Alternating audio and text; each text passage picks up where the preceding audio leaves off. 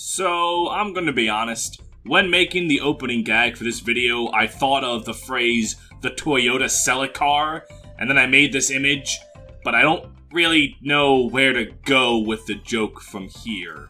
Ironic, given that it's a car and, cars go places.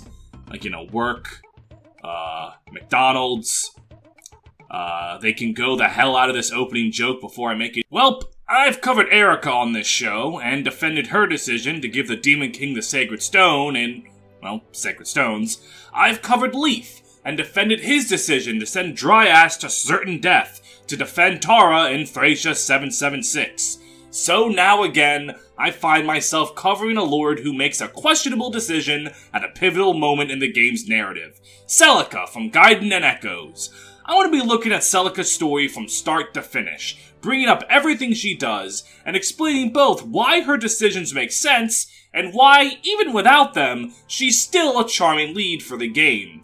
And to keep things streamlined, I'm going to be looking at her Echoes incarnation. I'll only bring up Gaiden when something it does differently is relevant to something Echoes does. So, with that being said, let's look at the story of Celica, one of the long line of Fire Emblem members of the Cloth who are capable of beating the devil out of you, spiritually and literally. Celica's tale begins when she's a child, forced to hide away in a remote village due to the fact that assassins were after her and she needed to hide her identity. Her early scenes mostly serve to establish her bond with fellow protagonist Alm. The two are very cute together in these opening bits, and their chemistry is very solid. Two 10-year-olds who knew each other for a few months is a better basis for romance than most lead male-female duos. People have gotten hitched for less, so it's nice to see. Their time is tragically cut short when resident dickbag Slade shows up and pinpoints her location, forcing Mycen to reach out to Noma, one gilf to another, to hide Celica away in a priory. So the prologue ends with Celica being whisked away to spend the next 7 years growing up as a member of the clergy, learning the importance of prayer, faith, and setting things on fire with powerful magic. Celica, now a 17-year-old woman, has decided to go off on a journey. The land of her country has grown weak and infertile, leading to droughts and starvation running rampant. She believes this is because something happened to her goddess Mila, and since God is someone you can just walk up and talk to in this world, she's making a pilgrimage to go see her. Why Celica has to do it, and not a warrior priestess, a little closer? I don't know. But I guess it wouldn't be much of a hero's journey if the journey was a block down the road. Noma, the head of the church, warns her of the dangers of heading out. Since her father died, she's now the only royal family member still alive, and going out on her own could lead to all manner of nasty people trying to use her for nefarious purposes. She tells Noma that she must go regardless. The people are starving to death, and those that aren't are being pillaged to death, so she can't stand idly by. And so her journey begins. Her introduction is very solid. It portrays her kindness, which is kind of a given character trait for a priestess, but it's good to be established nonetheless. It also establishes her sense of obligation. As both a member of the Cloth and a member of the royal family, she feels that she must help people, and that sense of duty influences a lot of her decisions through the game. It also shows how she hates her deadbeat dad. Not really a trait that has anything to do with anything, but hey, a lot of people can relate to that one, so good for her. All in all, Celica checks all of the boxes for a likable protagonist. She hasn't done anything fancy yet, but a solid groundwork gets laid immediately, and I think that's worth mentioning. Before she can even leave her island, though, she runs into trouble. Pirates are making the journey on the ocean too difficult to traverse, and no one wants to set sail. She enlists the aid of the mercenary Saber, giving him a golden dagger that's a treasure of the royal family as payment for his services. Her willingness to part with this both shows her resolve and a bit of her shelteredness. Easily giving up such a treasure is noted by Saber to show that she's, quote, daddy's spoiled little lass. Her naive nature comes up later, so this scene is a quick showing of it. Right now, all it does is lose her a dagger, but later it does much worse. But hey, you can just unequip the knife from Saber and give it back to Celica anyway, which, story-wise, makes no sense whatsoever, but it is very funny. The next trait of hers that gets shown off is her fearlessness, because Celica isn't just content to fight off the pirates that come to her. She decides to go right for the heart of the pirates, to assault their home base and kick them off the ocean once and for all, much to Sabre's chagrin. This side of her is shown off a lot. No matter how much shit gets thrown in her way, be it pirates or undead or cultists, she never wavers in her resolve. This kick-ass side of her is really likable, and it also shows that she and Alm are very similar, because he also shows off bravery that only barely doesn't qualify as insanity. Now Alm, don't go fighting any of those bandits over there. I wonder if there's a ginger on the other side of the continent that has to deal with this, too.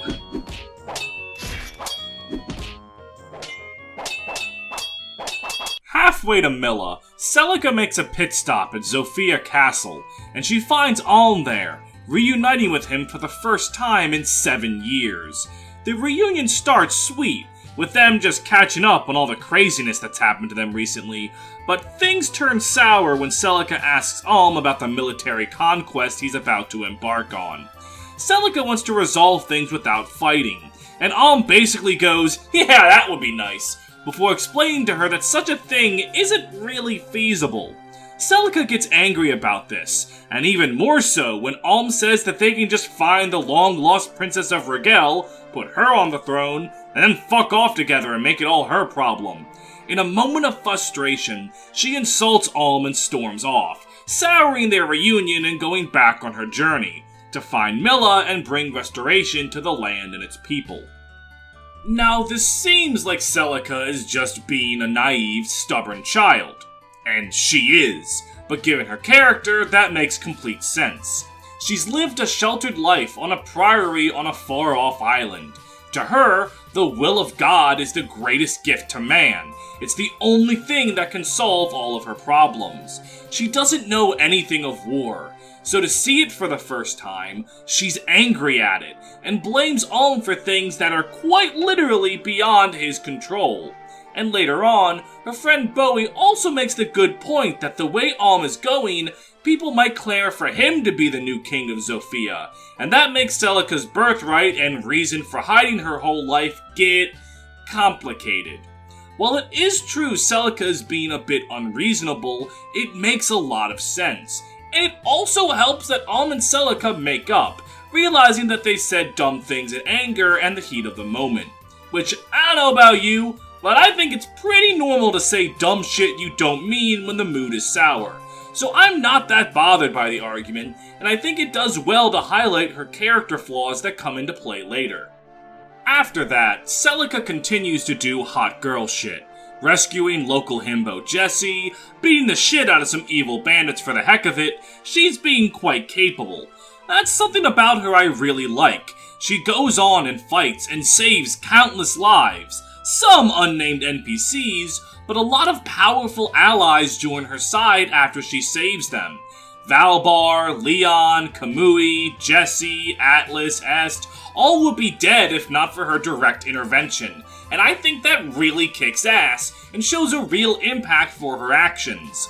While that's going on, her story doesn't really have much happening, so I want to take a moment to show off some of her quips while exploring.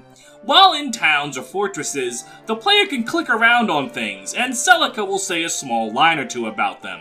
And these quips help make her that much more charming. Trust me, as an Ace Attorney fan, I know the dialogue that lies within clicking on shit that doesn't matter. And while Celica is no phoenix, she does have some cute lines seen in this manner. My, look at all this pirate booty. Heh. Must resist urge to straighten. Wow, I didn't know Celica was a Disney executive. Were they really eating sharks? That's actually kind of impressive. Psst, hey kitty, you want to come home with me? Oh, and this one's my favorite. The FEM is paying Patreon. It's a fantastic usage of $3 to $7 a month. Ha, Celica, I couldn't have said it better myself. That's right, I have a Patreon, where for as little as $3 a month, you can help support the channel and get access to benefits, like early access to panels before anyone else, and even getting your name audibly or visually shown on major videos. And if you want to shell out $7 a month, you can vote on a poll to decide the next character analysis. Right now, Ford and Jagan are locked in a battle for the next episode, and Oscar is kind of just sitting there. My patrons include the likes of Adebayo Thompson, Andrew Crockett, Benz Again, Dr. McBackstab, Fireman Lord, Volapenta the North Star on Twitch, Gangrel Itzabeth, Great Riek, Hell on Heelys, Despacito 2, Keithan, Lightning Bolt, Neverix the Tourmaline Project creator, Ranger Man Sam, Ryan Walter, Shen Lu, Space1255, Steph D, Tato, Ya Girl Olwyn, Auntie Ginger, Brentendo 11, Drew Hack, Goo Goo Gaga Cornelia Melkers 92, Max the Knife, and Upscale Furry Trash. Thank you all for your continued support, and let's get back to Celica.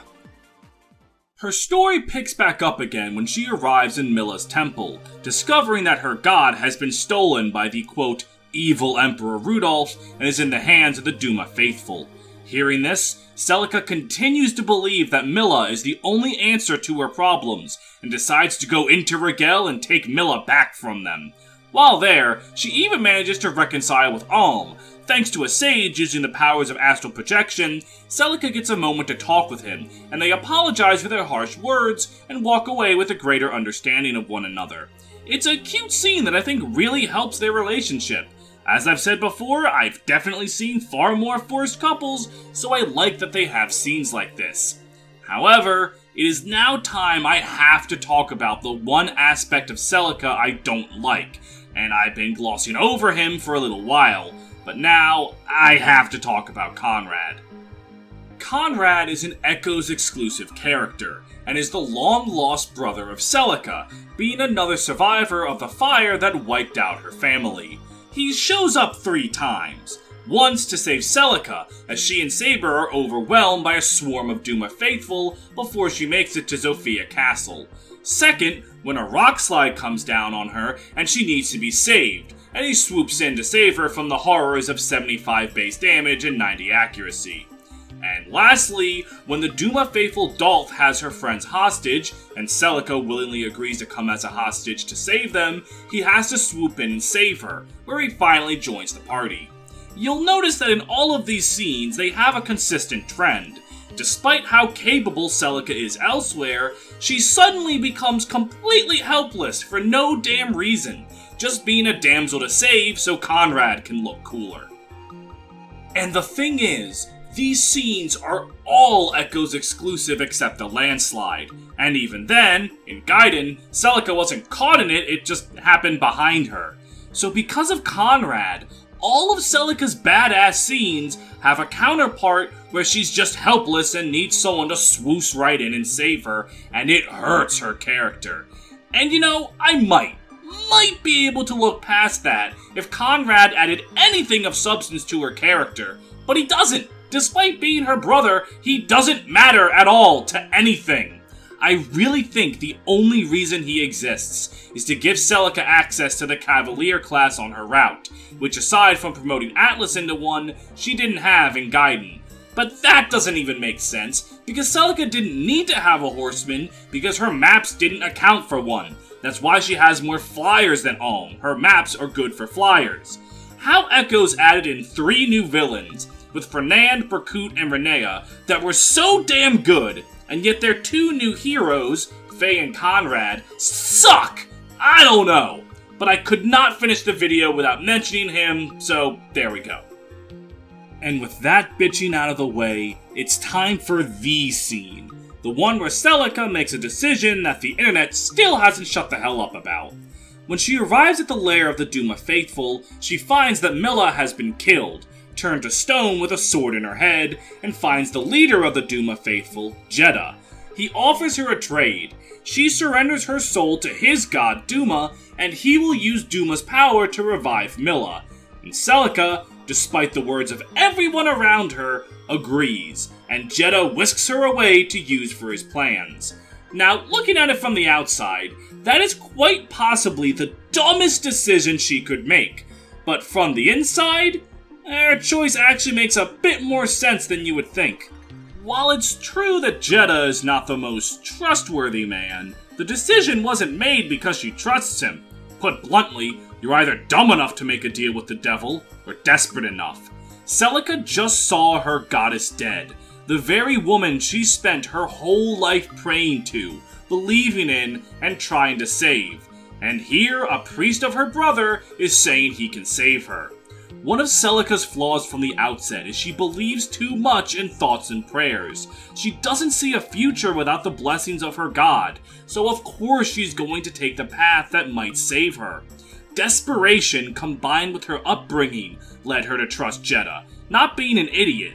I feel like too many people gloss over the circumstance and just see her trusting the Blue Man Group to think that she's stupid. After taking her away, Jedah gives Celica a moment to say goodbye to Alm, giving us a sappy farewell where Celica's resolve continues to be unshaken. Not a good thing in this case. Jedah reveals that Duma is going insane, as it is the eventual fate for any dragon that lives too long, and that he wants Celica's soul to buy Duma more time to be sane. This is because Jedah believes the world cannot exist without Duma, so his goal is to preserve and save Duma's will. And golly, doesn't that character motive sound familiar? Because Celica believes in the gods just as hard as Jedah does, she agrees to offer her soul to save Duma and Mila, though Jedah reveals he'll only be saving the first half of that equation. And with his betrayal clear, he sacrifices Celica to become a witch to Duma, hoping that Duma will be able to return to himself and rule the broken world.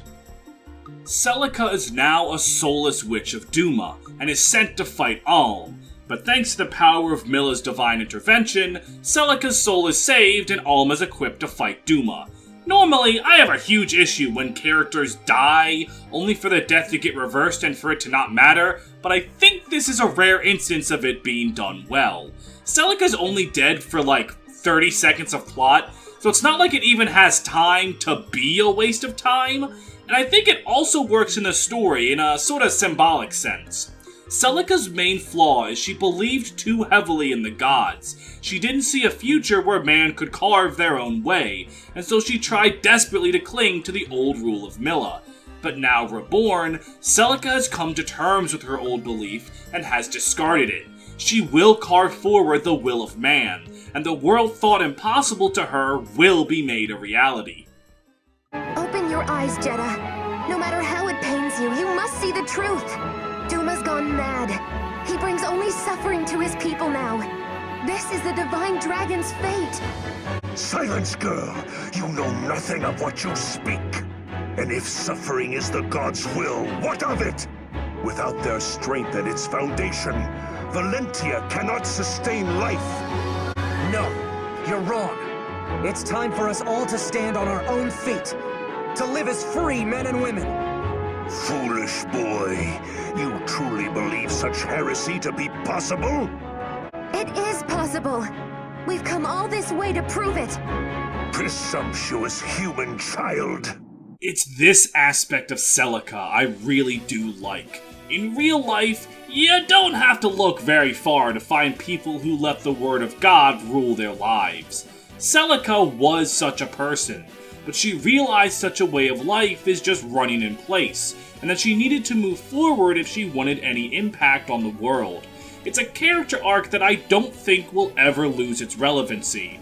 An over-religious person needing to stop using their faith as the end-all be-all won't ever stop being an important lesson. It also juxtaposes wonderfully with the game's main villain Jedah, a man who, like Celica, is so obsessed with his god that he sees no world without him. So he dies in his old world, clinging to Duma's name till literally his final breath, while Celica walks into the new world, because she gained the willingness to leave her old way of life behind. And her ending highlights this very well, as in it, it's stated that Celica's tireless work to make the world a better place ends with people calling her the reincarnation of Mila.